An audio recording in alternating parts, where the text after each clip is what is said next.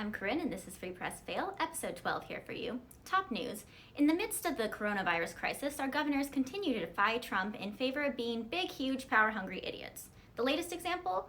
Governor Hogan of Maryland signed an executive order to release hundreds of prisoners in the name of coronavirus. Are you kidding me, Larry? He's using this whole crisis to justify any crazy thing he wants to do, and people just eat it up. He puts on a serious tone, talks about danger, says he's protecting you, but he's not. Let's just get real. You want to know something more dangerous than the coronavirus, even before Larry released all of these prisoners? Maryland. If Hogan believed any use of authority was justified to save lives, he would have locked down Baltimore years ago. If he thought executive orders could keep people safe, he would have ordered more arrests.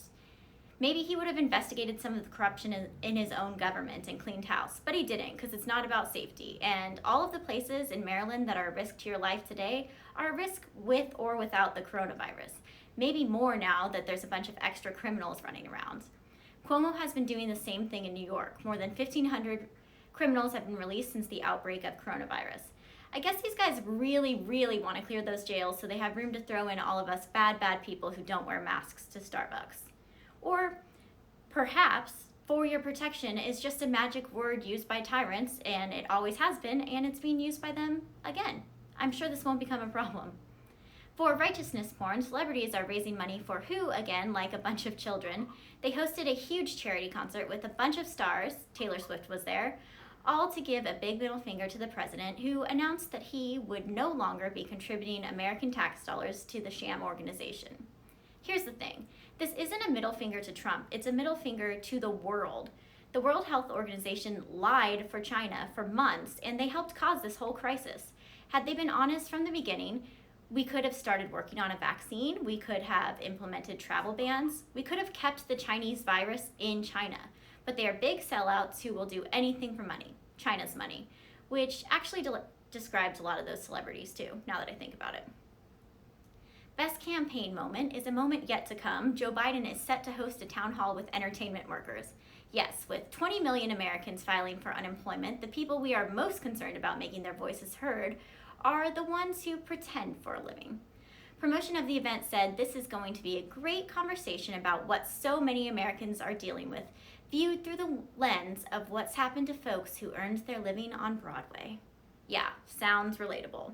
Honestly, this is sure to be insufferable, but full of Biden gaffes. I personally hope for a disastrous song and dance number, maybe a couple ill-fated references to controversial plot lines, and I can't wait till Biden outs one of his friends as his gay best friend, thinking it somehow earns him credibility with the Broadway crowd. 100 points if he says a real name, 1,000 points if he accidentally names a character from a movie or play. This whole thing is sure to deserve a Tony. MAGA moment. On Monday night, Trump issued a temporary moratorium on all immigration to the United States during the coronavirus pandemic. Finally, he announced it, of course, in a tweet. He said, "In the light of an attack from the invisible enemy, as well as the need to protect our jobs for our great American citizens, I will be signing an executive order to temporarily suspend immigration into the United States." As expected, the Democrats didn't take this very well, proving once again that they'll fight for open borders against all common sense. Failed Democrat presidential candidate Eric Swalwell was one of the first libs to fire back, tweeting that the government doesn't need to protect America from immigrants. We need to protect her from you. Which, ew, I hate when creeps refer to America as her. Republicans are standing strong on this, though. My favorite, Jim Jordan, was one of the first to defend the motion, describing it as common sense and pointing out the very basic fact that Democrats will ignore no matter how many times it comes back to bite them. Most Americans agree with this.